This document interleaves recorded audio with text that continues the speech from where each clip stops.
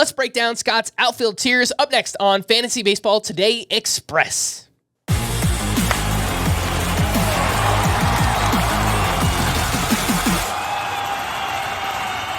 Welcome into FBT Express on Saturday, January 25th. I am Frank Stampfl, joined by Scott White, and let's get into outfield tiers. Worth mentioning that util-only players have been included in these outfield tiers because we're not going to do an episode for just util-only players, so they are included in these.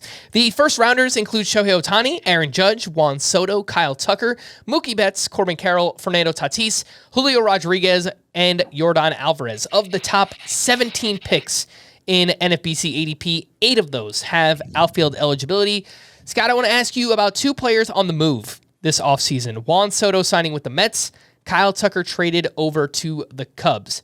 I have no doubt that both of these guys are extremely talented, but sometimes weird things happen when a superstar goes from one place to another. Do you have any concerns? Well, both of them are moving to a worse park for hitters. On the full-length podcast, you went to Chris for this question, and he expressed a little more concern about Soto's move. But I think the more concerning one is actually Kyle Tucker, seeing how, having come to terms with how difficult Wrigley Field is down the lines, both left field and right field. Of course, it crushed Isaac Paredes last year. Now, Kyle Tucker's a very different profile. He has legit power, not just down the line power, and he doesn't live around that foul pole. But it does make you wonder if he might lose a couple home runs here and there. Ultimately, good plate discipline, speed, or at least base stealing ability. Like, there's enough there that he can afford to lose a couple homers and still be a first rounder. So my concern is basically zero, but it is worth noting. Yes, both are moving to a worse park. The also elite tier includes Jarren Duran, Jackson Chourio, Jackson Merrill, Ronald Acuna, and Jazz Chisholm. And based on January ADP, one of these names is being elevated above the rest, and that is Chourio. He is going on average at pick 17.3. Scott, what do you think about the price tag there? Jackson Chourio, early second round. I think it's a little early for me.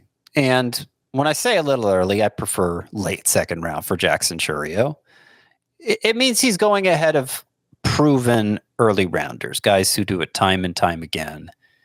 And I think he certainly has that upside. He showed it final 4 months last year. He did produce like that, but it hasn't been over a full season. There are things that need to be sorted out for Jackson Chourio before we know exactly who he is. Do I think he's trending toward a first round outcome? Yes. And certainly the prospect pedigree suggests he had that kind of upside. I think he's going to have a great year. I'd just rather, for a pick that early, played a little safer than that. And you might say Jackson Chourio provides steals while Yordan Alvarez doesn't. That's true. I don't think that's as big of a deal as it used to be. Stolen base is much more plentiful these days. All right, for those wondering about Acuna, I did just want to mention his ADP in January is 30.5 because we just don't know right now. It's a very fluid situation. What we do know is that he won't be ready for opening day. We don't know exactly how much time he's going to miss. It could be a month. It could be 6 weeks. It could be 2 months. And it sounds like the Braves are going to be a little bit cautious with him even once he returns after that. So very fluid situation. Let's see if we can learn more during spring training. Let's take a quick break, and we'll be back right after this. I feel home when I see the faces that remember my own. When I'm with my friends, I feel home.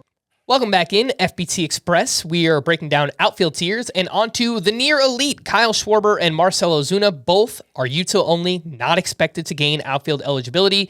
Then we have James Wood and Christian Yelich, who is actually one tier lower in in categories leagues and roto leagues. Scott. So what that means is in roto leagues, if you eliminate the two util only guys, you eliminate Yelich. It's a tier of one. James Wood. James Wood. Well, let's talk about James Wood, Scott, because you have him in this near elite tier ahead of, I think, similar excitement players like a Wyatt Langford or maybe even an O'Neal Cruz who are in the next tier. Why is James Wood elevated above those names? Yeah, I struggled to come up with an answer for this on the full length pod, and it's not like I have a better one now. It's just kind of a feeling. It's okay, consensus top 5 prospect overall comes up, makes good right away. Of course, the profile isn't perfect. He puts too many balls on the ground. I believe 7 of his 9 home runs were to the opposite field, so the spray angle isn't optimized yet. And yet, he was still pretty close to a stud as a rookie. And so you just imagine, okay, all that room for growth in those areas, how high does the ceiling go here? And I think it's as high as like a Jackson Chourio. But you can get him for what, 4 rounds later? So is there plenty of upside for Wyatt Langford too? Yes, there is. Is there plenty of upside for O'Neal Cruz? Yes. But they both have a little more failure on their resume. Certainly O'Neal Cruz does, to the point that he's going to be 25 now. I would have liked to see more growth before I continued to invest in him as a probable first rounder, an eventual first rounder, I should say. Langford, I may come around to tiering him with Wood, just because even though his rookie season was underwhelming, he came on strong late, and there still seems to be plenty of enthusiasm for him. So I may have just misread the perception of Wyatt Langford's value, and I may have to adjust that one. All right, the next best things tier, buckle up. 19 names. O'Neal Cruz, Teoscar Hernandez, Brent Rooker, who is util only, Michael Harris, Wyatt Langford, Anthony Santander, Mike Trout, Luis Robert, Lawrence Butler, Brian Reynolds, Seiya Suzuki, Riley Green, Cody Bellinger, Brenton Doyle, Spencer Steer, Randy Arozarena, Brandon Nimmo, Dylan Cruz, and Ian Happ. As I mentioned, lots of names. 19 of them there on that list, Scott. Ideally, when you get to this point in the draft, these guys are, what, your outfield 2, outfield 3? If you do wait on outfield early on, would you be okay with these guys as your first outfielder? What do you think? It's very unlikely they're going to be my first outfielder. By this point, I'm more likely to have 2 outfielders than 0 outfielders, given how many outfielders there are in rounds 1 and 2, as you already mentioned. Could I live with it? Yeah, I mean, there's a lot of upside here. There's a lot of security here. It's kind of 2 different types of players in one big tier. You can go with the boomer bust route with like a Mike Trout or a Lawrence Butler, or you could go the super safe route with a Brian Reynolds, Seiya Suzuki, Ian Happ type. I think the security of one versus the volatility of the other makes them kind of similar in terms of just overall value. And so, yeah, if you don't have an outfielder at this point, you grab 2 or 3 of these guys. You know, I'm presuming you're strong somewhere else, and it could work out just fine. But based on the way my drafts have been playing out, it's more likely I'm taking a 3rd outfielder from this group, and I'm almost certainly taking a 3rd outfielder from this group because it's a very large group. And I like the value of some of these players quite a bit. Brandon Nimmo, I think, is the best bang for the buck here.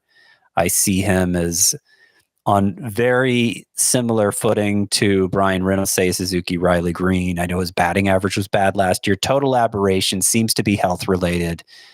And if you look past that, you'll see he became more secure in his power, and he became a base stealer for the first time, did Nimmo. So I think I think he's a 5 category threat at this point, and I love the value.